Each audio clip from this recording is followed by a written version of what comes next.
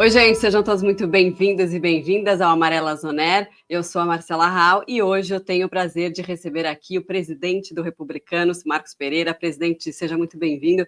Obrigada pela participação do senhor aqui com a gente. Muito obrigado, Marcela, pelo convite. Uma satisfação poder falar com você e com todos aqueles que acompanham o Amarelas On Air. Presidente, bom, vamos começar falando de eleição na Câmara, né? Porque o senhor fez uma jogada interessante aí nas últimas semanas, que foi em relação, o senhor era candidato, né, pelo Republicanos, e tinha um impasse sobre quem seria o nome que Lira iria apoiar. Na época, ele estava tendendo a apoiar Elmar Nascimento, líder do União Brasil. Então, o senhor tirou a sua candidatura e lançou Hugo Motta, que tem um trânsito muito bom na casa e agora conta com amplo apoio e deve ser ali o candidato escolhido e deve ser a sucessão da presidência da Câmara. Foi uma jogada importante, uma reviravolta, né? Eu lembro que causou um fuzuê essa decisão do senhor. Como é que foi isso? E como é que você vê agora o resultado disso, que não chegou à conclusão de fato, mas que está encaminhando? Olha, Marcela, eu venho trabalhando, dialogando com a Casa, com a Câmara dos Deputados, individualmente, com cada parlamentar, e também com as lideranças partidárias, desde o ano passado. A bem da verdade, desde o mandato passado, porque no primeiro biênio do mandato passado eu era também primeiro vice-presidente da Câmara, quando o Rodrigo Maia era o presidente. E eu já vinha ali tentando viabilizar o meu nome para a sucessão de Rodrigo Maia, o que não foi possível. Então, apoiamos o Arthur Lira, na eleição de Arthur, em 2021. E esse diálogo continuou ao longo dos outros 2 anos, depois, neste mandato, nesses primeiros 2 anos aí que nós estamos terminando em fevereiro do ano que vem, eu vinha dialogando com essa intenção. E eu via no meio político, também no meio empresarial, no mercado, de que eventualmente, se eu não conseguisse viabilizar o meu nome, os apoios necessários para ter uma candidatura competitiva, que eu tinha no meu partido uma pessoa que era muito querida, muito articulada, como alguns até chamaram, você tem um trunfo, você tem um coringa. E eu, então, não conseguindo viabilizar os apoios mínimos necessários para que pudesse manter a candidatura, fiz esse movimento porque já tinha ouvido de vários líderes, inclusive de Arthur, de que, eventualmente, caso eu não fosse, isso muito tempo atrás, Arthur teria me dito, há mais de 1 ano e 3 meses atrás, ele teria me dito de que, eventualmente, se eu não fosse candidato, que a preferência pelo nome dele era do Hugo, mas que sabia que tinha essa dificuldade. A relação pessoal e de amizade que ele tem com Elmar Nascimento não ia contaminar esse debate. Ele sempre também me disse isso, porque ele não ia decidir o apoio dele, Arthur Lira, para o seu sucessor pela amizade, mas pelo pragmatismo. Ele ia decidir por aquele que tivesse real chances de vitória, porque ele poderia errar em tudo, mas não poderia perder a eleição de sua sucessão. Foi isso que eu ouvi dele várias vezes. Então, nesse contexto, não conseguindo viabilizar os apoios necessários dentro do bloco que o Republicanos pertence na Câmara dos Deputados, eu tinha o apoio do meu partido, óbvio, tinha o apoio do Podemos e precisava viabilizar o apoio do MDB e do PSD. Do MDB nós conseguimos avançar, e não conseguimos avançar com o PSD. O líder e candidato, e ainda candidato, Antônio Brito, juntamente com o presidente do partido, Gilberto Kassab, entenderam que até poderiam me apoiar mais à frente, mas não naquele momento. Então, para evitar a perda do time, do tempo de fazer o movimento, nesse contexto, então, foi feito esse movimento que você acabou de dizer que foi interessante, e eu acho que foi interessante, sim. Agora, Elmar Nascimento não lidou bem com essa notícia na época, né? E aí ele fez uma outra jogada que foi se aliar a Antônio Brito para que eles fizessem ali uma composição para tentar angariar apoio e fazer frente à candidatura de Hugo Motta. E aí isso foi sendo desmontado ali ao longo das últimas semanas. Como é que o senhor viu isso, né? E agora essa conclusão? Porque agora o próprio União Brasil e o PSD estão negociando para apoiar Hugo Motta. É verdade, existem essas negociações, sim, eu não posso antecipar aqui detalhes das negociações, até porque elas estão sendo conduzidas pelo presidente Arthur Lira e pelo candidato Hugo Motta. Eu, eventualmente, tenho participado de uma ou outra reunião, mas a condução do processo é feita pelo Lira e pelo Motta. Mas esse movimento, óbvio, era um movimento de entender o que poderia acontecer, de tentar se juntarem para fazer uma candidatura que pudesse ter competitividade contra a candidatura de Hugo Mota. Mas de terça-feira da semana retrasada para cá, portanto, mais ou menos 10 dias, nós conseguimos avançar quando, na semana retrasada, o Arthur Lira anunciou apoio. Na sequência, o nosso partido ratificou o apoio, porque o apoio já estava dado, já vista a filiação do Hugo ao partido. Uhum. Na quarta-feira, veio PT, MDB, PSOL e PL. E nesta semana passada, nós conseguimos avançar com outros partidos, como PSDB, Cidadania, PCdoB, Rede. E agora, eu acho que nesta semana que nós estamos, em que essa entrevista está sendo veiculada, ao longo dessa semana, no máximo em 2 semanas, acho que a gente consegue, a nossa expectativa, consolidar aí apoios de PSD e União Brasil. Agora, também independentemente, se você me permite, rapidamente, claro, uma frase, independentemente dos apoios de União e PSD, que são muito importantes e nós estamos buscando tentar conciliar e trazê-los, hoje nós já temos uma ampla aliança que já dá um favoritismo absoluto para Hugo Mota. São mais de 380 deputados, o número de deputados das bancadas dos partidos que já anunciaram apoio. E por que o PT resolveu apoiar o nome de Hugo Mota? Porque tinham restrições ali, inclusive porque Hugo Mota tem uma ligação com o ex-presidente da Câmara, Eduardo Cunha, com o próprio presidente do PP. E como é que foi essa negociação com o governo? E eu queria também saber se essa relação, né, caso Hugo Mota seja eleito, vai ser tranquila, governo com a Câmara. Vai ser muito tranquila, essa negociação foi feita a 4 mãos, o Arthur, o Mota e eu, na reunião de bancada do PT e no momento do anúncio do PT ao Hugo Mota, eu estava presente todo momento, eu tenho excelentes relações com o Partido dos Trabalhadores, relações republicanas, de diálogo, a gente tem divergência em muitas pautas, mas dialogamos, inclusive até para tentar criar um meio termo nestas pautas. E então eles pediram que eu estivesse presente, eu estive presente, e o Hugo deixou claro de que não vai atuar de forma tendenciosa numa eventual presidência da Câmara sob gestão de Hugo Mota, e pelo contrário, vai, como tem sido e como é o perfil dele, porque ele já é líder do Republicanos nesses 2 anos, então ele já tem atuado na reunião de líderes, no plenário, na orientação das votações da bancada do Republicanos, para ajudar o governo. Porque ajudar o governo não era ajudar uma pauta política de A ou de B, de esquerda ou de direita, é ajudar o país. E quando o nosso partido consentiu, anuiu que o deputado Silvio Costa Filho se tornasse ministro do governo Lula, deixamos claro para o governo que a gente ia atuar com cooperação, independente, mas com cooperação. Que determinadas pautas nós não iríamos apoiar e as pautas econômicas iríamos avaliar caso a caso. Então, e é isso que tem acontecido nesses quase 2 anos do mandato de Lula e dessa legislatura na Câmara dos Deputados. Nós temos colaborado e atuado naquelas pautas que não confrontam o manifesto político do nosso partido. E Hugo, não tenho dúvida, vai atuar desta forma, com independência, com imparcialidade. O presidente da Câmara tem muita força, pode muito, mas não pode tudo.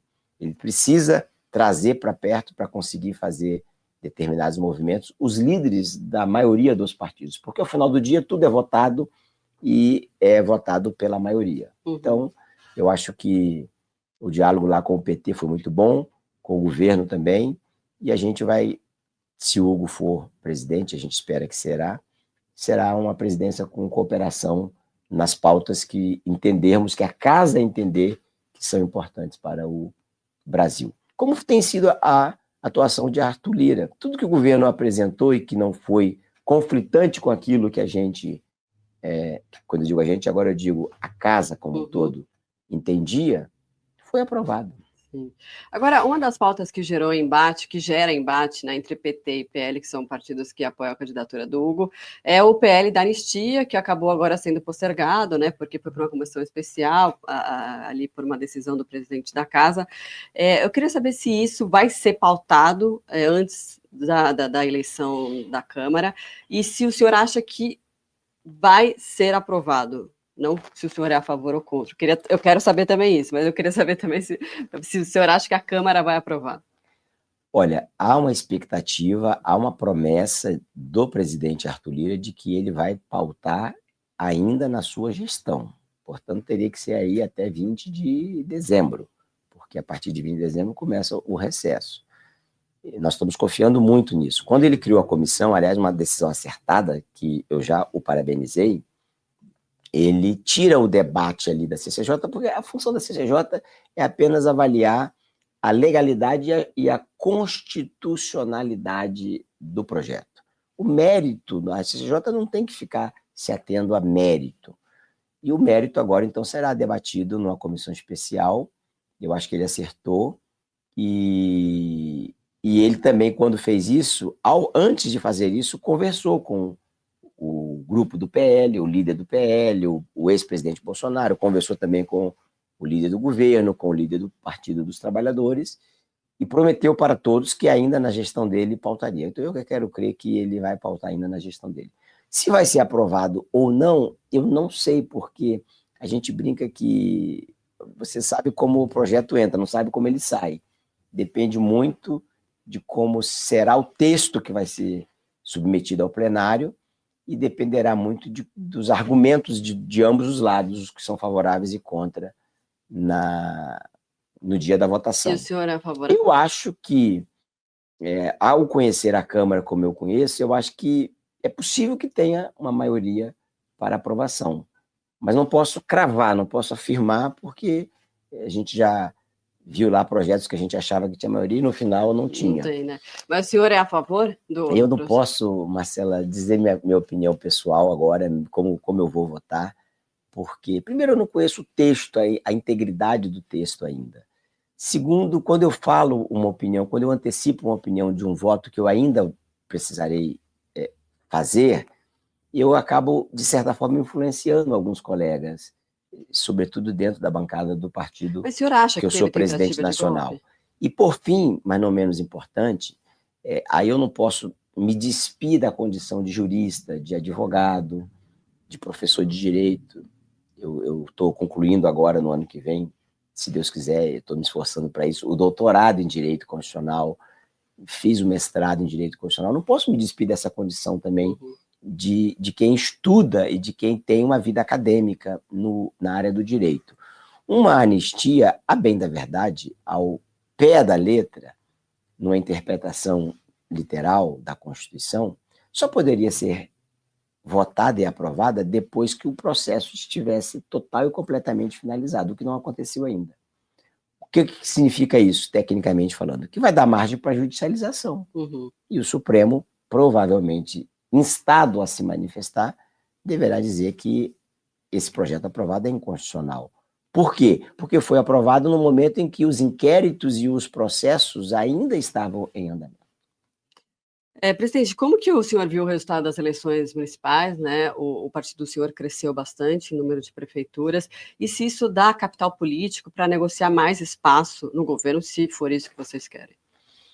Olha, todos os partidos de centro e de direita cresceram, né? Alguns mais, outros menos. Os 6 maiores partidos em número de prefeitos eleitos agora em outubro passado são de centro e de direita, e o meu partido especialmente cresceu 108%, saímos de 213 prefeitos eleitos em 20 para 433 eleitos agora em 24, de 2.600 vereadores para quase 5.000 vereadores, e é resultado de que o eleitor quer mais pessoas, penso eu, ao centro. O recado que o eleitor manda é que ele quer pessoas mais ao centro, menos debate ideológico, menos debate extremo e mais solução para os problemas. As pessoas, eu costumo dizer, Marcela, que a eleição mais importante é a eleição municipal. Porque no fim do dia as pessoas vivem nos municípios, nós nascemos, crescemos, as nossas raízes estão feitas na cidade que a gente escolheu para viver. Não conseguimos escolher a cidade para nascer, mas conseguimos escolher a cidade que fixamos residência. Eu mesmo, só um parênteses, nasci no Espírito Santo, mas estou aqui em São Paulo há 25 anos. Foi a cidade que eu escolhi para fincar as raízes. Então, a pessoa nessa eleição, ela quer saber como é que vai ser o posto de saúde, a UPA, o meio-fio lá, a guia na rua que está quebrada, o bueiro, o asfalto. São coisas que são a escola, que são atinentes à gestão municipal. O político mais próximo do cidadão são os vereadores e os prefeitos. Os deputados estaduais, federais, os senadores, presidente da República, governadores, ficam um pouco mais distantes. É a natureza do cargo. Então, eu estou muito satisfeito com o resultado da eleição do meu partido e desses partidos que compõem a centro-direita. Não vejo que isso seja moeda, podem até usar, mas não vejo que seja moeda de troca para eventual apoio no governo ou para eventual pedido de ampliação de espaços no governo federal. Como não será também aqui em São Paulo no governo do governador Tarcísio de Freitas. Tem vários partidos aí que não apoiaram a eleição de Tarcísio, que hoje apoiam a governabilidade e que cresceram. Não vejo motivo para negociações. Essas negociações poderiam acontecer com vista já em 2026, o que me parece não é o caso. Bom, o partido do senhor, né, tem o ministro Silvio Costa Filho como ministro do governo federal e tem Tarcísio de Freitas, que pode ser o principal adversário se Lula concorrer à reeleição. Como se dá isso? Olha, eu acho primeiro que Tarcísio não deverá ser candidato a presidente da República, porque tem aí por exemplo, tem o fator do Bolsonaro, a gente não pode desconsiderar. Bolsonaro disse semana passada, se não me engano, foi até capa da revista Veja, na entrevista que ele deu para a Veja, ele disse que ele será candidato. Sim. Mas ele está inelegível, mas ele pode registrar a candidatura. Ele disse isso para vocês na revista semana passada, de que vai registrar até para que o TSE diga não. Então, se ele mantiver essa postura, o candidato será ele ou quem ele disser, desse campo de centro-direita. Imagina, Tarcísio, para ser candidato a presidente, ele teria que renunciar ao governo do Estado, em abril, final de março, início de abril. Ele renuncia ao governo e fica esperando uma decisão da justiça se Bolsonaro poderá ser candidato ou não, para ser eventualmente substituído ou não. É uma construção difícil. Então, a meu ver, e de acordo com as circunstâncias atuais, o melhor é que Tarcísio seja candidato à reeleição, e é o que ele diz para nós internamente dentro do partido, é o que ele diz também para auxiliares dele no governo, é o que ele diz para as pessoas com quem ele dialoga quando é perguntado sobre essa pauta, que ele é candidato à reeleição. Agora, e ele vai continuar no partido. É o que ele diz também para nós, tanto internamente quanto externamente. Eu acredito na palavra do governador. Nos momentos que esse debate de se ele sai ou não do partido esteve mais em alta, eu sempre disse, seja para a imprensa em on, seja em off, seja para as pessoas que me perguntavam, eu sempre disse, eu não acredito que ele vai sair, porque eu acredito na palavra dele. E ele disse que não sairá. Eu vou fazer uma ilustração rápida aqui, claro, se você me permite. Acho que isso pode, salvo, obviamente, ele tomar uma decisão contrária lá na frente, mas pode, de certa forma, esclarecer esse assunto.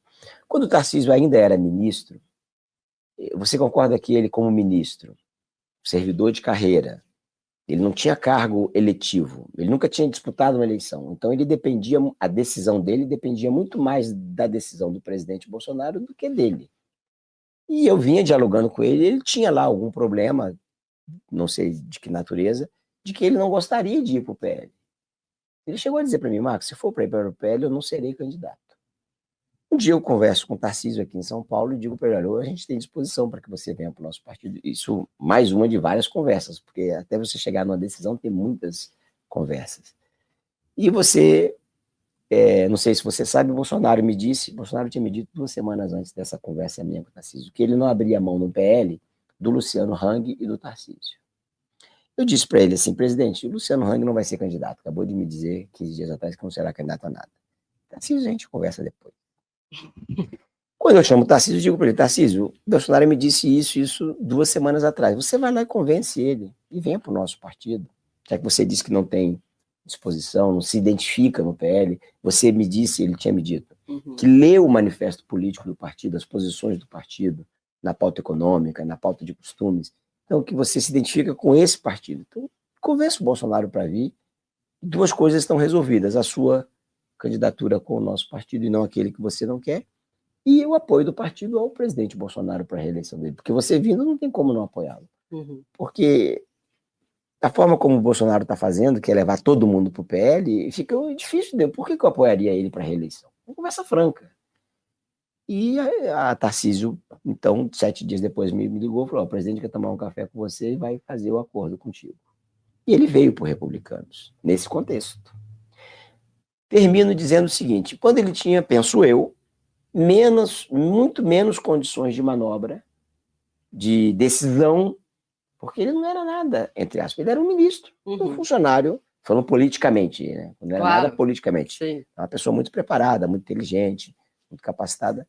Ele era um ministro, considerado ministro técnico, não era da área política, e não era mesmo, e candidato a governador de São Paulo, numa coisa que muitos não acreditavam que fosse possível, só Bolsonaro e poucos. E, então, ele decidiu para onde ele fosse, isto é, para onde ele veio, que foi o republicano, para onde ele iria, na altura. Hoje ele já tem um mandato, hoje ele já tem um nome consolidado. A aprovação do governo é muito boa em São Paulo. Então, sendo ele candidato à reeleição, por que ele migraria? Por que ele agora teria que ir para um lugar que ele, quando tinha menos manobra política, ele não quis ir? Eu acho que, assim, estou falando aqui com toda a franqueza, um pouco dos bastidores do que aconteceu em 2021 e 2022, para dizer que em 26 eu não vejo Tarcísio candidato à reeleição fora dos Republicanos, até porque não há motivos para isso. Tudo que a gente pôde ajudar politicamente, na campanha financeiramente, está lá no site do TSE, a prestação de contas, nós fizemos. Então, a gente não dá trabalho, não fica cobrando cargo. Não dá trabalho, é ótimo. Porque agora, tem alguns aí que dão trabalho, entendeu? Imagino, deve ter muitos que dão trabalho.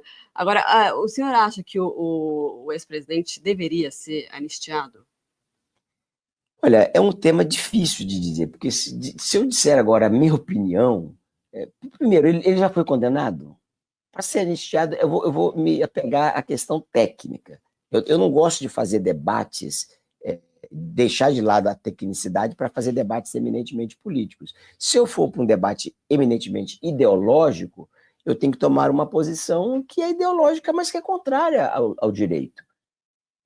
Uma pessoa só pode ser anistiada depois de condenada. Ele não foi nem condenado ainda, ele está em julgamento. Como é que eu vou antecipar uma anistia de uma condenação que possa vir? É uma coisa que no mundo jurídico não existe. Então eu não posso. Se você entrevistar e você entrevista outra pessoa que é eminentemente política e que não tem formação acadêmica, que não tem formação jurídica, ela vai dar a opinião política dela. Eu acho que ele tem que ser anistiado porque ele foi injustiçado, é isso? Não, o outro, eu acho que ele não deve ser anistiado porque ele não estava no Brasil. O senhor acha que ele eu não vou entrar nesse debate em 2026? Todo mundo que tem as condições constitucionais de ser candidato, brasileiro nato, maior de 35, mas que merece. Agora, não sou eu que vou dizer se ele merece ou não merece, é a justiça que vai dizer. Ele vai registrar, então. O senhor ele vai registrar a candidatura dele, sim, é o que ele diz, e a justiça que vai dizer se ele merece ou não, se ele tem as condições de elegibilidade ou não. O senhor gostaria de apoiar o presidente, eu gostaria de apoiar um candidato que tivesse condições de fazer uma pauta para o Brasil econômica mais liberal, uma pauta que pudesse ter mais apoio ao setor produtivo, uma pauta menos estatizante e mais privatizante. Óbvio, não é o atual governo que tem essa pauta. Mas eu também não posso negar um diálogo com o atual governo. A gente tem um manifesto político muito definido de quais são as pautas que o nosso partido defende. Então, nós vamos apoiar, e nós gostaríamos de apoiar alguém cujas pautas fossem mais próximas da pauta que nós defendemos. Eu não quero botar nomes agora, porque tem muitos players se movimentando, né? Tem aí, até para botar todo mundo aqui na roda. Você acabou de dizer agora há pouco, eu acho que não será, mas tem aí o Tarcísio, né, que é colocado sempre no debate, mas eu acho que ele será candidato à reeleição. Nós temos aí o governador Ratinho Júnior, nós temos o governador Ronaldo Caiado, nós temos a senadora Tereza Cristina, eu ouvi agora recentemente, não sei se procede ou não, eu ouvi de 2 ou 3 pessoas, o senador Rogério Marinho, caso o Bolsonaro não pudesse ser candidato. Então, lá no PL, houve-se também do Eduardo Bolsonaro. Então, eu não quero fulanizar Bolsonaro hoje. O fato objetivo ele está inelegível. Uhum. Se ele se tornar elegível, a gente vai discutir se o candidato da centro-direita será ele. Se ele não se tornar elegível, vamos ver quais são, vamos ver se vamos conseguir unir a centro-direita. Eu não posso negar que o partido é de centro-direita. Então, dificilmente apoiaria um candidato de centro-esquerda. Dificilmente. Mas não vou dizer que é impossível, porque na política, eu sou da política pragmática, não gosto de dizer de fechar as portas, né? O Boa Vista Village tem a praia com as melhores ondas, segundo os melhores surfistas. Mas se a sua praia é golfe, tem o campo de 18 buracos, projetado por Rhys Jones. Se for tênis, tem a arena de tênis para torneios internacionais. Se for compras, tem o Town Center, inspirado em Carmel. Agora, se a sua praia é viver bem no meio de tudo isso, o Boa Vista Village tem diversas opções de residências com a qualidade JHSF e amenities para todas as praias. Você, então, existe a possibilidade até do senhor, então, apoiar o atual governo? Acho uma possibilidade difícil, mas não posso negar o diálogo. Porque o Republicanos, o antigo PRB, nasceu ali naquele campo político. Zé Alencar foi vice de Lula. A gente não pode negar a história. E foi candidato à reeleição no extinto PRB, hoje Republicanos. Então, a política dá muitas voltas, né? A vida e a política, principalmente a política. E o senhor acha que, o senhor falou desses nomes todos, da centro-direita, o senhor acha que vai ter um consenso de um nome para 2026 nesse campo? O ideal é que tenha, mas eu não sei se dizer agora, não posso cravar. Eu, como uma pessoa que pensa e que defende a pauta da centro-direita, o partido tem um manifesto político com essa manifestação, vou trabalhar para que a gente tenha uma candidatura única. Qual, eu não sei. Porque a gente, né, enfim, até o governador Ronaldo Caiado falou isso para vários veículos, que ele não acredita num consenso da centro-direita para 2026, porque tem muitos nomes, teve essa fragmentação também que a gente viu nas eleições municipais, né, do próprio, aquela disputa entre candidatos do ex-presidente Bolsonaro, o caso de Goiás também, ali de Goiânia, também tiveram em outras regiões do país. O senhor viu que tem ali um racha, um estremecimento nessa relação? Eu acho que existe hoje um debate já iniciado precipitadamente sobre 26, e o Ronaldo é um belíssimo quadro, é um belíssimo governador, super bem avaliado, tem todas as condições, já foi deputado, foi senador. Então, o ideal é que a gente tenha maturidade para pensar no Brasil e unir lá na frente. Se não for possível, vida que segue, né? Ratinho Júnior deve ir para os Republicanos ou não? Não existe essa conversa de ele vir para o partido, não. Mas nós lá estamos muito alinhados ao governo dele e apoiando e caminhando juntos. Bom, com as eleições nos Estados Unidos, o bolsonarismo, podemos dizer assim, ficou bastante eufórico e animado com a possibilidade de a política lá se refletir de alguma forma aqui. O senhor acha que isso pode acontecer? Eu acho que, assim, o governo atual tem tido, eu conversava ontem com pessoas ligadas ao atual governo lá em Brasília, e o governo tem tido dificuldades de dialogar com o centro. Não vou nem dizer a direita, porque nós temos aí a direita definida, nós temos a esquerda definida e tem o centro. Quem quiser ganhar a eleição tem que dialogar com o centro. E o governo tem tido dificuldade na pauta econômica. Eu não vou nem falar de pauta de costumes, porque eu não estou vendo pauta de costumes no Congresso ser colocada. Mas a pauta que é defendida por esses partidos de costume também agride, em certa forma, o pensamento do eleitor de centro. Então, se nós tivermos uma candidatura do centro-direita em 26, que possa mostrar para o eleitor o que ela pode, essa candidatura, beneficiar a sua vida, não só no debate ideológico de costumes, porque isso, no final do dia, a pessoa se preocupa com o bolso dela, com o estômago. O Brasil, com a eficiência da gestão. Com a eficiência da gestão. O Brasil é um país, infelizmente, de desigualdades sociais muito grandes. Então, eu acho que essa pessoa pode fazer com que haja a volta desse campo político. Agora, Marcela, temos que ver como é que vai estar o governo em 26. O presidente Lula é muito hábil, é muito preparado. Ninguém chega à presidência da República de um país da dimensão e da importância do Brasil 3 vezes, tendo passado pelo que ele passou, à toa e em vão. Então, ele tem aí 2 anos para organizar ou reorganizar o governo, para organizar e reorganizar esse diálogo com o centro. Eu costumo dizer que assim, a diferença de Lula para Bolsonaro não foi tão grande. Então, é preciso estar atento a isso. Eu acho que eles vão estar atentos. Precisa saber se Lula vai continuar candidato. Eu acho que ele é candidato, sim, mas a decisão é pessoal, é dele, né, lá na frente. Eventualmente, se ele verificar que...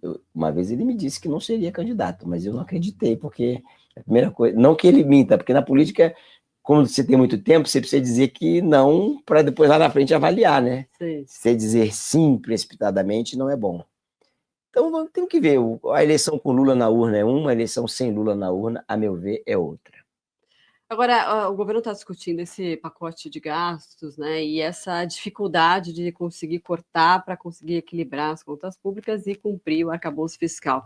Como que você tem acompanhado, o senhor tem acompanhado essa gestão, né, em termos de orçamento do governo federal? Eu vejo uma preocupação mais dos ministros da área econômica, né, ministro do Planejamento, ministro da Fazenda, Fernando Haddad, com essa pauta.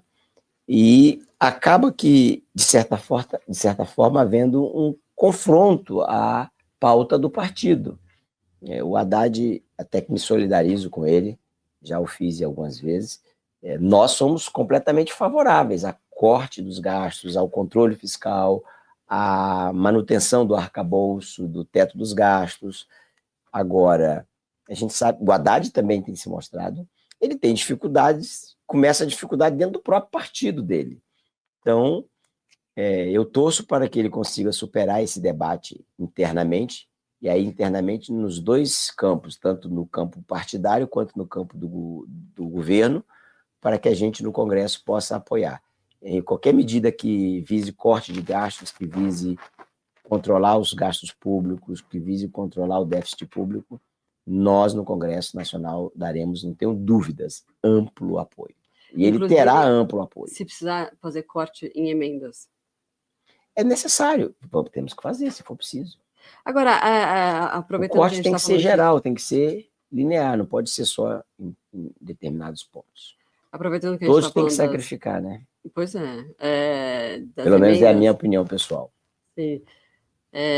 Falando das emendas, o ministro Flávio Dino, né, chegou a suspender as emendas, tal, tem esse acordo que está sendo aí gestado para dar mais transparência ao processo das emendas parlamentares. E aí isso gerou ali um mal-estar, um conflito, um atrito entre Congresso e Judiciário, e algumas pautas começaram a andar, as chamadas pautas anti-STF, começaram a tramitar na Câmara. Como é que o senhor vê esse movimento?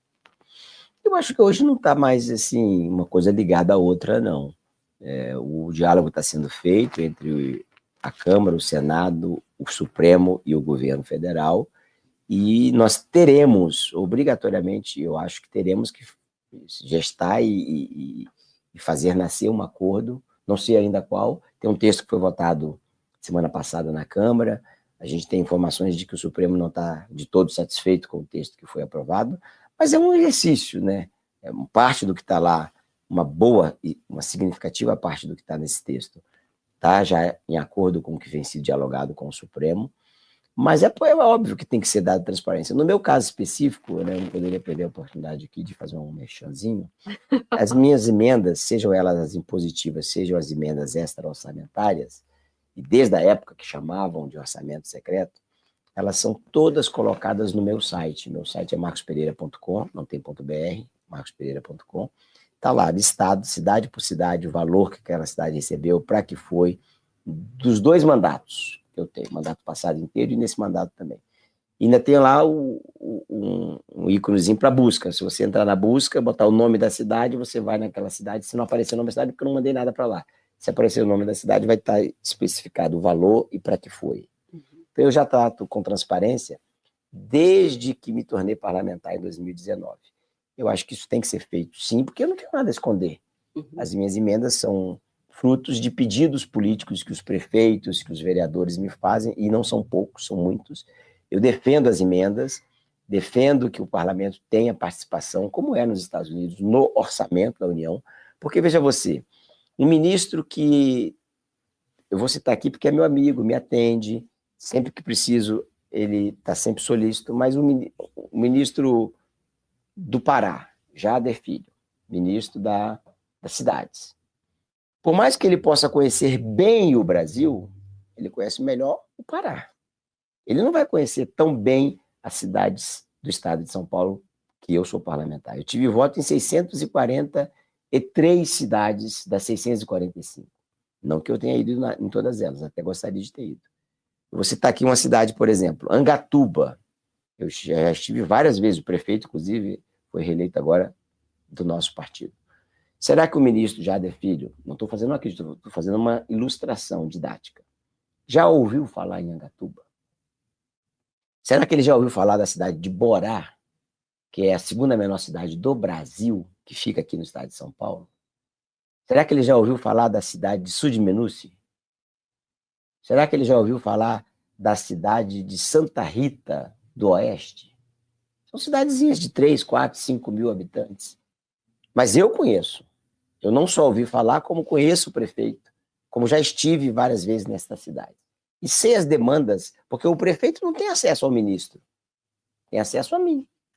Então, é extremamente legítimo esse modelo. E a transparência, por óbvio, que tem que ser dada. Claro. Presidente, só para a gente encerrar, o senhor propôs estudos para votação pela internet. Como é que funcionaria isso? Então, na verdade, nós vamos criar agora, vou discutir isso semana que vem internamente no partido, um grupo de estudos para tentar viabilizar uma proposta que dialogue com 2 pontos. A não obrigatoriedade do voto, tornar o voto facultativo. Na prática, ele já é facultativo, porque a multa é tão pequena. E, com isso, também a votação pelo celular, ou pelo tablet, ou pelo computador. Porque eu acho que, com isso, a gente poderia diminuir a abstenção. A abstenção nessa eleição municipal foi recorde, foi a maior de todos os tempos, quase 30%.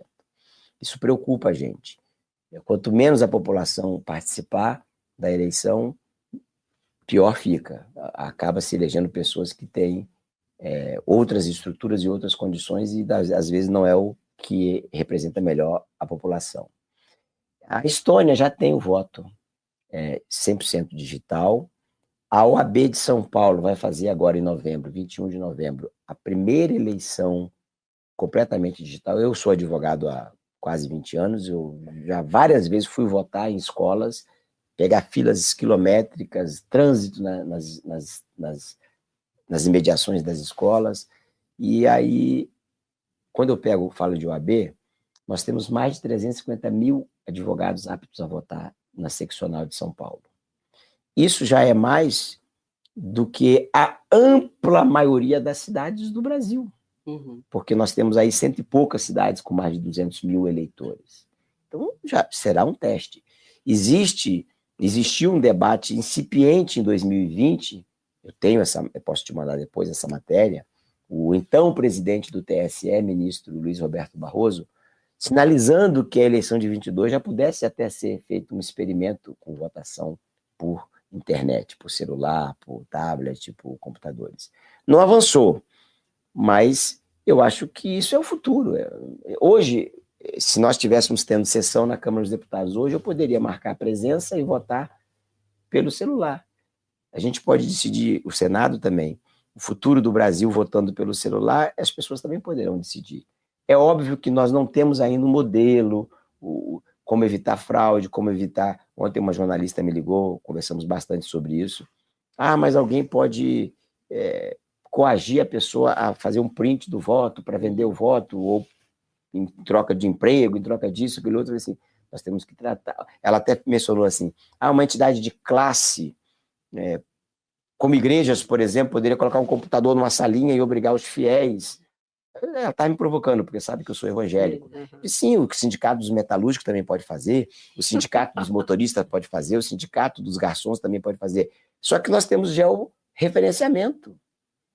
Dá para identificar onde as pessoas estão votando. Se houve uma concentração e o georreferenciamento daquele ali identificou que era uma entidade de classe ou religiosa, há que se anular ou coibir. Enfim, é uma coisa muito preliminar ainda, é um debate que o partido quer levantar, porque esse debate coaduna com o manifesto político também do partido na parte de governo digital. A gente defende o governo digital mais digital possível. Blockchain, sandbox. O que a gente puder digitalizar é facilitar a vida do cidadão. E é um debate que a gente quer trazer. Nós vamos contratar empresas e profissionais especialistas neste assunto para que a gente possa trazer uma ideia. Se ela vai ser aproveitada e aprovada ou não, não sei. A Estônia já é digital. Temos que lembrar que a sede, o cérebro de tecnologia da OTAN fica na Estônia. Então, a gente tem muito a aprender. Os soldados americanos que estão em campo de batalha já podem votar pelo celular hoje.